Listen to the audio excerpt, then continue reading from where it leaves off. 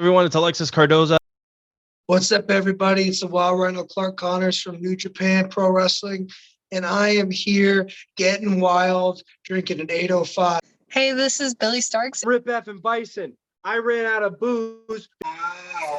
Join us because we're drinking at Moe's. I am the fire starter, the Carney Killer. I am born to die, Jake Christ. This is Bobby Olson. We're drinking at Moe's. You better hit like and subscribe.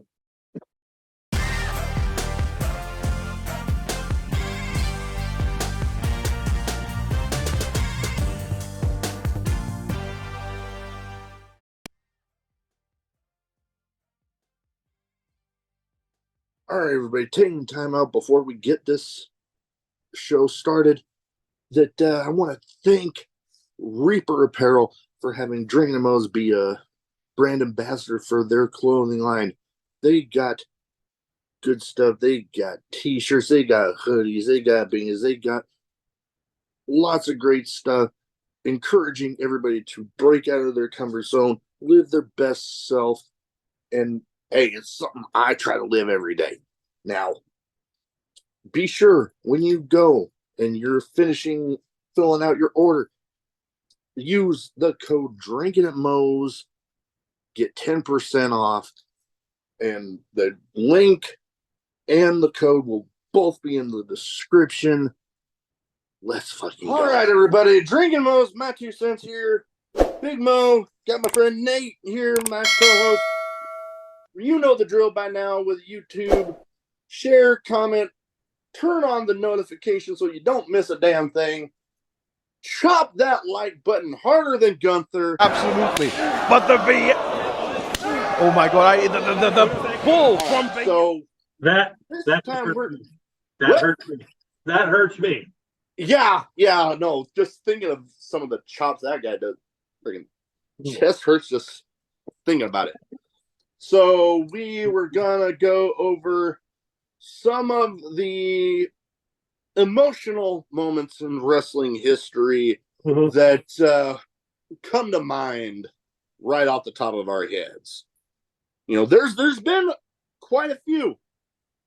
You know, those moments that you think back and you watch like that documentary on a certain time that for the more emotional sides of people, it might bring a tear to your eye. Or bring up the goose pimples. Or the goose pimples, yes. We can't forget about those. Mm-hmm. So do you guys? Right, so what's one that you were thinking of? Okay, so I didn't mean to interrupt you there. Oh no, it's your show, dude. So as we record this, it's October 1st. 30 days. Anyway, a couple weeks ago, September 11th. Okay. Emotional time for the entire world, mostly the United States. The rest of the world is kind of half-assed it. So, so it was September 11th. I actually watched recently a documentary WWE put out for the 20th anniversary, which was, I believe it was called Never Forget. It was about the first Smackdown after 9/11. You know what? I watched it shortly after you brought that up, and so here's the thing. You know, those that you don't watch stuff like that, you don't get the behind the scenes. You know, they sat there and they talked about the security needed for what was going on. There were guys that live and breathe WWE that were saying we should just be home. At the same time, you're in Texas, okay? You just had Raw in San Antonio, I believe. I wanted to say it was that. Yeah. You were doing the Southwest run. Your next show was either going to be in Dallas or Houston. I think it was Houston. I think they were in Houston. That wound up going to Houston. Oh, yeah. Because I think they may have been going to Dallas that time, and then they were just going to swing around and do Houston for a house show. I don't know.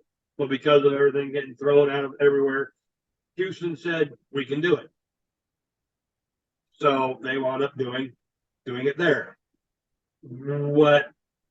Watching the documentary, it's seeing how they basically had to go from here and pivot as quickly as possible to get down there to get everything taken care of to put on a live Smackdown, which in 2001 was kind of unheard of. Yeah, they were still taping a large portion of those. You know, and it was even I think it was even taped during the ECW days. Yeah, hell, Raw even taped a lot. I remember when SmackDown and ECW were on the same nights. They wound up going to Omaha, and I remember one of my buddy's daughters talking about, well, I'm going to be there. And someone goes, well, you better not be smelling like beer. They're like, well, wait a minute. They have the Sandman in ECW. He does the beer thing. She might smell like beer from that because ECW was live because it was Tuesdays. That was live. They taped it. I don't know when they taped it. But they taped. Also, I know about when ECW. Not to interrupt you there, but when I was planning on going, when I heard that ECW was going to make a stop in Omaha, but the only thing was ECW is like, you know, behind the scenes. Everybody knows the stories. They've seen the damn documentaries on it. All of that was going on, and you know, they were canceling different shows for whatever reasons. Mm-hmm. That one actually got canceled. Oh yeah. So you know, back to the SmackDown. You watched the documentary, and everyone just came together. Security, my understanding was security was very tight. There was some backstage hand that basically almost got in a fight with a police officer because they thought he did not belong there. And then the one that got me, now I'm upstairs in my living room, I'm watching this, I'm putting shit together for, you know, we had a craft show to do. I'm putting stuff together so we could have more hangy stuff. Go figure. And the one that got me was Lillian Garcia. They wanted her to go out and sing the national anthem. But that was an emotional rendition of that. She wasn't sure if she was going to be able to do it. And then you have The Rock go, you got this, kid. And that kind of got me right about here. And it's like, and I got goosebumps just thinking about it. And then she goes out, absolutely kills it. Absolutely kills it. I put that national anthem that Lillian Garcia did next to the one that Whitney Houston did at the Super Bowl during the Gulf War. I forget which one that was. It was the Super Bowl during the Gulf War. Like then. Oh yeah. No, definitely. It was definitely an emotional rendition of the national anthem, and one that I'm getting goosebumps thinking. You know, with that documentary, that's great.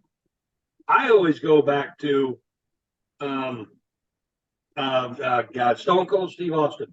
Right after 9/11, they were planning on doing something, and Austin said that McMahon called him up and said, well, you think we should do it on Friday? And Austin goes, they're going to hate you for it. And McMahon, I will never forget this, goes, they hate me already. What the hell? Yeah. You know, not many people, well, I mean, hell, even now, I think even more now, but that's a whole another subject. But it was very, people say all sorts of things about Vince McMahon, but the way he went about getting that show done, nothing but respect for him for that. Absolutely. And it was one of those where when he came out to address the crowd and essentially address everyone watching, it wasn't Mr. McMahon. It was Vince. Yep, that was pure Vince. It wasn't the egomaniac owner. It was Vince, a proud American. Yep. No, most definitely. I'm trying to think of something for me with regards to wrestling, and with emotional moments, the last year or two has been filled with a few. We've unfortunately lost some people very well known, not just here locally, because we did have a pretty big loss here local to both Nate and myself. We right around the same time we lost him, what was it? Jay Briscoe in that car wreck. And then the moment that the tribute show that they had for him. And then hell, just recently with the loss of Bray Wyatt, literally a day after the wrestling world lost the legendary Funk. And the tribute show that they had for him, for the both of them, but most people were making their video comments like they've been known to do on these tribute shows for Bray Wyatt. And yeah, I'm not even ashamed to admit it. In my little one that I did like the night before, or the night, it might have been the night of my little thing that I posted on YouTube. Right. Yeah, I got a little emotional because, I mean, hell, this was, considering this was like relatively young into the podcast, and a guy of that stature, the stature of Bray Wyatt, that's main evented many WWE shows, has been in WrestleMania moments with the Undertaker and so many other that I can hardly count them all. Somebody of that stature acknowledging my little show, yeah, I got a little fucking emotional. So I know I've talked to you about doing our 2 cents, my 2 cents on Bray Wyatt and his career. And, since you brought it up, I'll just go ahead and I'll throw this out there. Bray Wyatt, in my personal opinion, and I do not use this term ever, Bray Wyatt's a genius. Oh, creative genius, definitely. And I use that, and I'll be honest. How many other people do you know that could build a money match with the Undertaker by themselves? I can wait, but we don't have much time. So if you know, comment this. So he basically built a money match with the Undertaker on his own, because if you watch anything on the Undertaker, he had like hip surgery, or he was getting ready to have hip surgery. He was pretty banged up. He was freezing the lower half of his body. You don't believe me? Check it out. He's done it. So he did that, and to be honest, the new face of fear, I thought was pretty cool. Yeah. No, and like I said, he did that all on his own when the Undertaker was rehabbing for something. Undertaker wasn't going to get cleared until like the day before WrestleMania. So they had to lean on Bray Wyatt, and Bray Wyatt is what basically, he's a genius. Oh, hands down. And then when you turn around and you reach the top of the mountain, and then they take the title off you.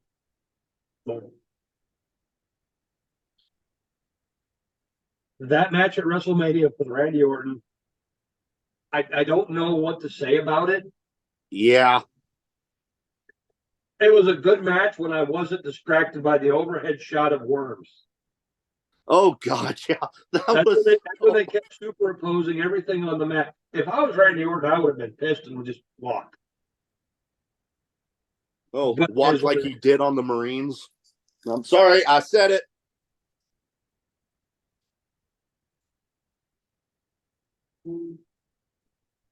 Hey, you're Navy, I'm Army. I got the flag right there. You got a flag right there. Hey, if we want to take, I better be quiet because my girlfriend is a Marine. So she might. Oh, She just might. ask her what her favorite crayon flavor is. I asked her that this weekend. I think it was like grape. It's Purple. like old people when they're drinking Gatorade. You like the lemon lime? Is it orange? No, it's yellow. I like the red one. Yeah, you don't actually talk about Gatorade in the actual flavor. You go by I color. like red. So anyway, you know, he Bray Wyatt's been able to do what Chris Jericho's doing. He's been able to reinvent himself. Definitely. You know, That the theme. Let's talk about the theme. That right there was probably one of the best reinventions I've ever seen. Chris Jericho can go to Japan and come up with the Painmaker. What's he do for the Painmaker? He wears spikes and puts makeup on. I'm sorry, how many people have been putting makeup on their face?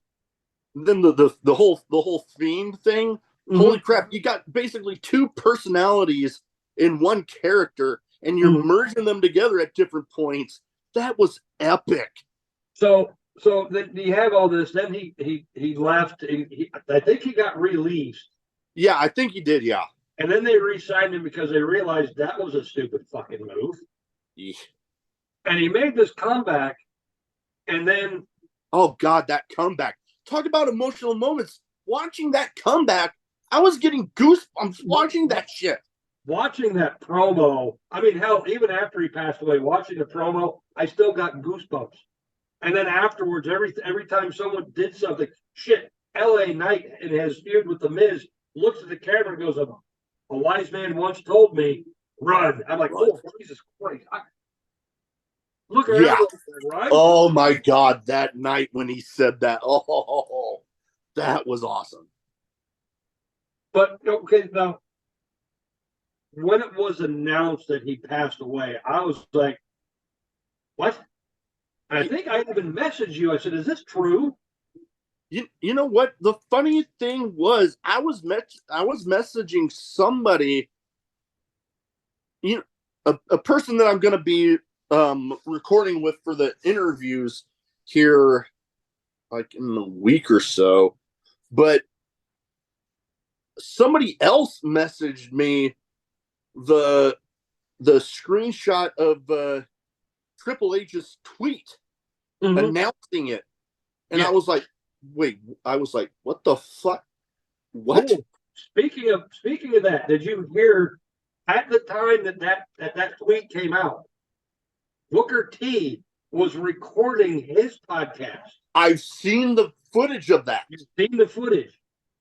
And they basically shut everything down. I've met Booker T. Booker T is a very happy-go-lucky kind of a guy. Shit, he's a 2-time Hall of Famer, 5-time. I'm not going to go into it. World Heavyweight WCW champion. He's got the biggest, greatest smile in the world. If you look at my Facebook page, I met him. I got a picture with him. Big smile. But you just see that, just kind of go. You see the change in his face. And he just, in that voice, I don't even know what to say. And then I don't even know what their topic was. I forget what they were even originally going to be talking about. Well, then, with Terry Funk, I was like, well, this sucks.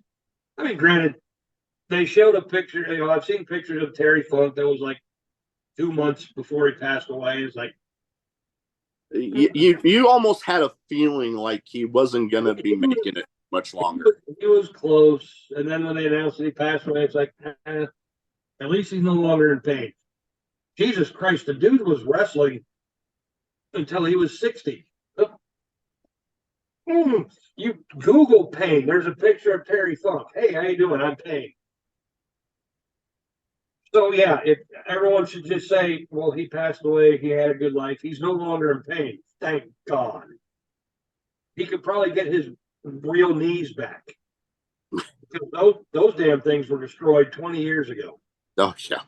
And then they announced Bray passed. When everyone's reeling from Terry, in from left field, Bray Wyatt has passed away. What?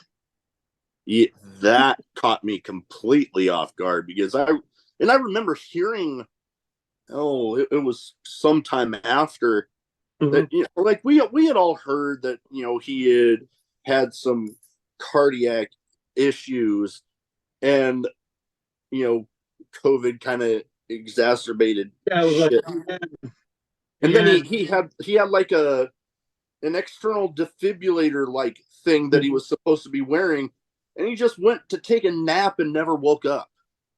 Yep. Because he wasn't wearing the thing. And you know what? Sometimes, hell, I'm having to wear a damn CPAP mask when I go to sleep.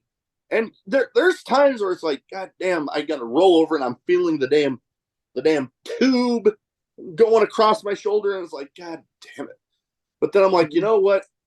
From what I hear with the amount of times that I stop breathing when I'm not wearing that damn thing, it's like, you know what? Fuck it. Whatever I got to do to keep myself alive right now. Whatever. Fuck it. Pretty much. So, getting back to the emotional part of this, when they had the tribute show for Bray Wyatt, when they do the 10 bell salute. 10 bell salutes don't bother me. 21 gun salutes bother me. Oh God, those get to me like crazy. So the 10 bell salute doesn't get to me, but what they did was when they had the camera basically over here looking down at the angle, and then it pans over to the ramp, and you see the rocking chair, and everyone started singing "He's Got the Whole World." Oh God, Now I've never cried so much in a tribute show than I did that night. I'll fucking admit it. I cried during that damn show. Now I've said this before on this show. I don't watch a lot of wrestling live. I catch all my stuff on YouTube. Life sucks. I get up way too early in the morning to actually watch 3 hours of Raw. I'm usually in bed by hour 2 or 3. Like, I don't even know anymore. So I did not watch SmackDown because I think we had something going on that Saturday and I had to get up early for it. But I got up, I was able to watch, on YouTube that I was like, oh God. And I just, the WWE puts out their top 10. That they did. And the other thing that got to me during that show was I think it was around the same time that they panned over to the rocking chair. Mm-hmm. And Rowan and Braun were the ones directly behind the chair during that shot. That fucking got me. Mm-hmm. But what happened at the end of the show? I'm trying to even remember. I can barely remember what I had for fucking lunch. At the end of that show, they basically had the effects for the theme, and then what they did was they had the effects for the theme. The lights were going off on all weird, and they had the music going, and all this other weird stuff, and then the spotlight pops up, and there's Bray's lantern in the middle of the ring. Here's the weird part. Whoever the cameraman was that night that took the initiative to shoot it from basically where the commentators sit, right down the ramp, because on their, whatever you want to call their big screen, it used to be the Titantron, and now they decided to make it the entire wall. So maybe you call it the Titan wall. Well, actually, The Rock might sue because he's got Titan games. We'll call it something else. I don't know. You have the Titan wall, and what they had was they had a still shot from when Bray Wyatt returned. You remember when they had the door that opened up and the Yeah. behind him? They had a still shot from that. That was backdropped with his lantern. Yes. I'm getting chills just talking about it.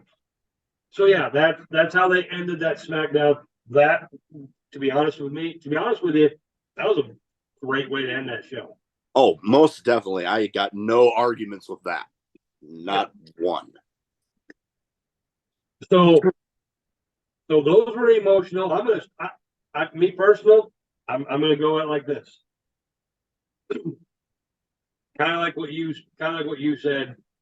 Mine would be when Edge first retired. We did a show. Ooh. We did a show on Edge going to AEW, which, quite honestly, he could be there right now. Yeah, hell, the rumor is that he's there in Seattle right as we're recording this. Right? So we did a video, what, 2-3 weeks ago it came out. Yep. Edge going to AEW. I'm a huge Edge head. Same. You know, when he was the world heavyweight champion and beat Alberto Del Rio, turns around, comes on Raw, and has to retire. Yep. To me, that sucked. Oh God, that was Totally sucked, because then you start thinking about everything that he has gone through. And one of the things I remember is when he first won that World Heavyweight Championship, at that time, was in a ladder match, like 2 months, 3 months before WrestleMania. And I remember that he's climbing the ladder. And you have Matt Striker, great commentator, crappy wrestler. Matt Striker is sitting there going, climb up there, son, get up there, get up there. Define your legacy. And I was like, ooh, that's good. Define your legacy. I like that. And then his legacy is that he just wound up leaving. And now he's commentating for AAA with Vampiro, I think. He's commentating somewhere. I'm trying to remember. He's commentating somewhere with Vampiro, because apparently those two are now joined at the hip thanks to Lucha Underground. But that's not here nor there. So yeah. Edge leaves. And anytime they announced that Edge was coming back, I was like, yeah, but he's not doing anything. I think I know where you're leaning with this. His current condition, you could fart the wrong way and he's paralyzed. So, and then he shows up at, oh God, what pay-per-view was it? SummerSlam when he scared the crap out of Elias? It might have been something like that. Wait, this could do something. And then when it was the Royal Rumble, the last one right before the pandemic. Right before the look on his face. I'm getting chills thinking about the look on his face. You can tell how much that moment meant to him. Do you remember that? Do you remember before that though? Everyone swore up and down they saw Edge there. I believe it was in Phoenix. The Royal Rumble was. There were people like, I saw Edge in Phoenix. I saw Edge here. Oh, Edge was at the Starbucks. It's right down. And next thing you know, here's Edge posting on Instagram. Dude, I'm in Toronto. I'm in North Carolina, wherever. And then he showed like a pair of his kick boot or his kick pads on Instagram, and he's like, I don't know, what would you guys? And he played it off. He goes, what would you guys buy for these? What would you guys pay for these? And I just I saw that and I go, I don't know, $100, $200. I don't know. If you sign them, I'll pay $1,000. I don't care. Hell, that's what I not $1,000, but $100 was what I paid for my signed ring worn Alex Cologne ones. No. But then when I'm sitting there perusing Facebook that night, then what the fuck? several times I rewatched it.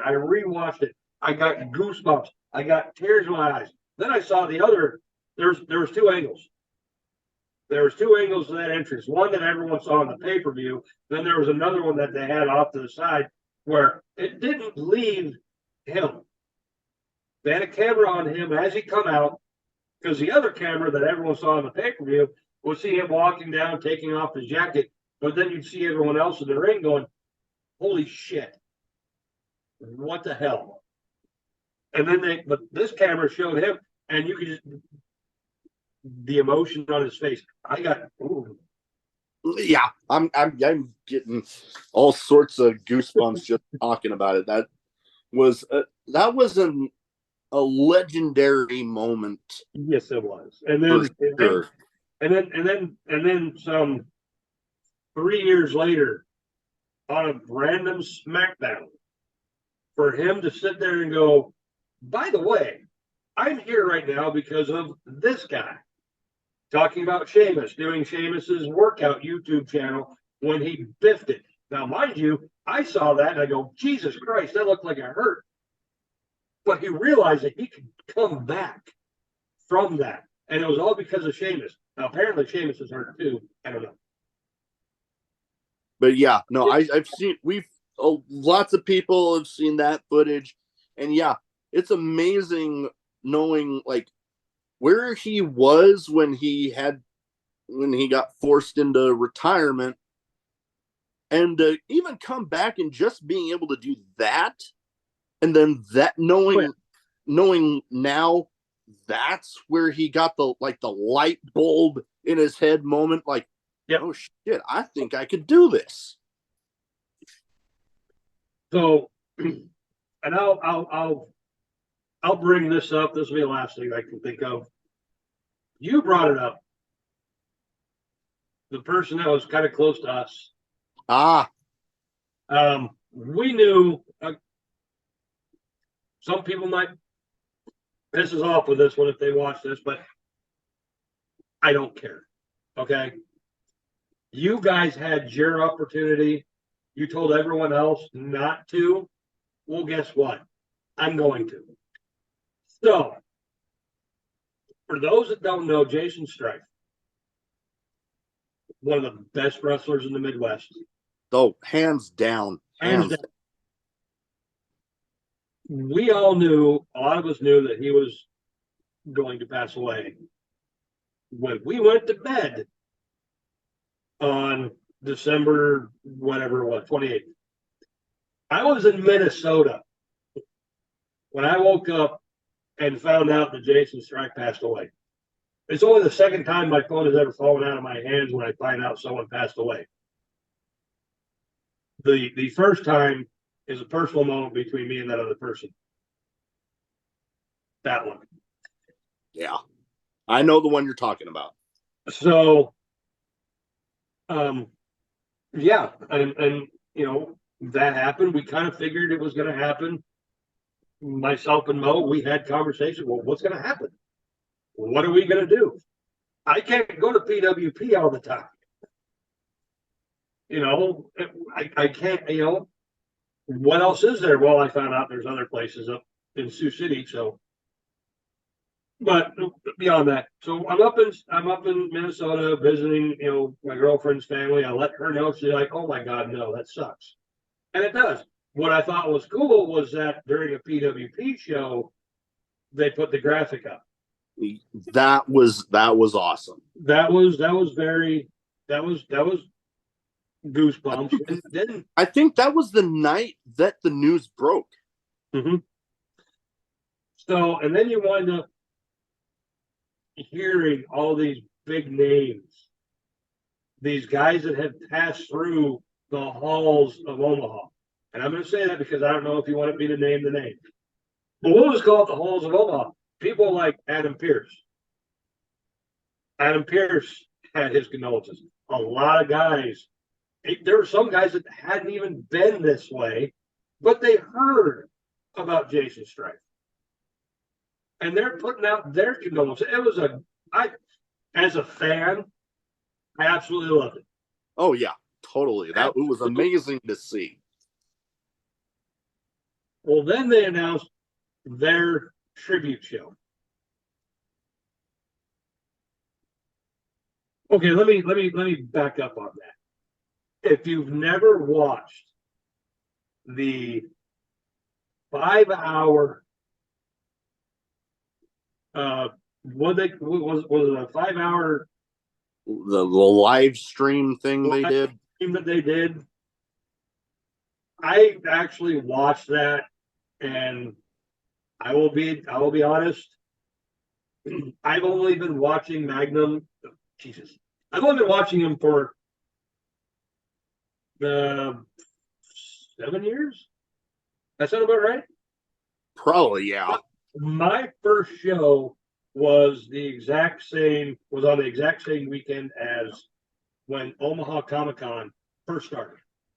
And I think that was in 2015 ish. So we're looking at almost 10 years that I've been a fan. At that show, and here's a little something I may have told you, no one else knows. At that show, I walk in, I'm hearing someone ringing a bell. This is the Omaha Comic Con. I'm hearing someone ringing a bell. I'm like, where the hell is that coming from? Because it sounds like a wrestling ring bell. But looking at a map, there's no way they could put a wrestling ring anywhere in there. Of course, this is the first year. We all now know PWP puts a show on during the Comic Con. And they do a pretty decent job. I was there this last year for one day, and they do a pretty decent job for, having to throw together matches. They do pretty good. Yeah. So I'm sitting there looking around going, where is this coming from? And I see this dude come walking up to me. He's got blonde frosted tip hair. He's got this crooked ass smile. I'm like, hey man, do you happen to know where all this is, where this ring bell's coming from? This is what he says to me. If you go up 2 rows, you go down this row right here at the very end, there's a wrestling company based in Omaha. They brought their ring bell. They got a couple of their wrestlers here. I'm like, oh, really? Cool. All right. And I get ready to walk away. He goes, when you're done talking to them, the very next booth over is another wrestling promotion. They do things better. All right, thanks, dude. So I go walking up, a couple rows up, all the way down, following the ring bell, and I happen to see, PWP. They brought their ring bell, and this is where I say their belts are crap. Because at the time they looked like crap. They just looked like they took weightlifting belts, put a metal plate on there, and then slapped a fat head on it. If we know what fat heads are. Yep. But now, I've gotten to know a lot of the guys in PWP. I'm sorry, but that's how I thought of it. I was like, all right. That's how you felt at the time. Yeah, that's how I felt at the time. Okay, well, these guys, their belts look kind of janky. So I went over to the other side, and it was the one that we go to. And they had their champion there, and he's sitting there talking about, well, this is what we got. By the way, we have a show tonight at Sokol Auditorium, which is now called something else. I don't even know what it's called. Here's this. It's $10 off at the door. Okay. I wind up going. $10 off at the door. Cool. I got second row on a corner. If anyone's ever been to a wrestling show in Sokol, I can point exactly where I was at. I could probably point where Mo was at. Probably. Because any of those Sokol shows, I knew where he was at. He was front row somewhere. Usually with a bibs on and like a Guns and Beer shirt or a no screwdrivers, but that's for another day. Yeah.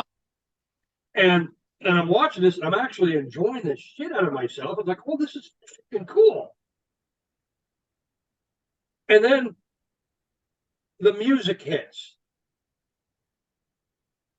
And here comes this dude that told me about where the wrestling shows were. He comes walking down the ring, and he's full of himself. He's got the coat that looks like a cape. He's got sunglasses. I'll be damned. It happens to be the boss, Jaysin Strife. I'm like, holy shit, the dude and it took me a little bit to realize it, but he points me to his competition and then points me to his, and at the same time shit on the competition.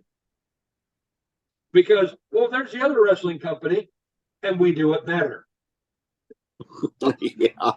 So, and it's memories like that that just kind of stick with me, and it made me remember a lot of the things that happened while I got to watching this.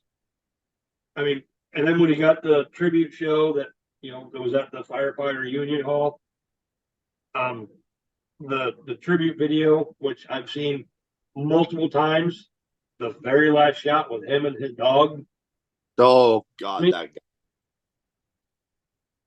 guy. And the fact that the dog got a bigger pop than most of the people did that night when they left, because they actually announced that he was leaving. They were taking him home because he's tired. Of course he's tired. He just lost his master. He's going home. I think it was either Pete or Charlie said, Weston's leaving the building. He got a bigger pop than I think Fowler did winning the title. Yeah, probably. Yeah. But yeah, that whole night was just very, very emotional that night. Yeah, that it was. And yeah, I had my little thing planned. Well, that's a whole nother story that I've already gotten heated up tonight, so I don't feel like getting heated up again. I'm sorry if I heated you up. No, they're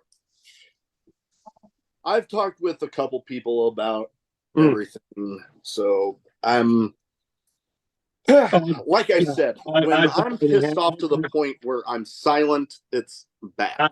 I've talked with a handful of people. They know how I feel. They know how you feel. So we'll leave it at that. Yeah, we'll leave it at that. But that night for that show was a great tribute to somebody who, quite frankly, professional wrestling, independent wrestling in our area, in the Omaha area, and well, Nebraska in general, Nebraska, Eastern Iowa, or Western Iowa area in general would not be the same without him. And it was a good way to, well, for those that weren't able to go to the funeral or the visitation, it was a good way for people to be able to say their goodbyes, pay their respects to an absolute legend. Yes.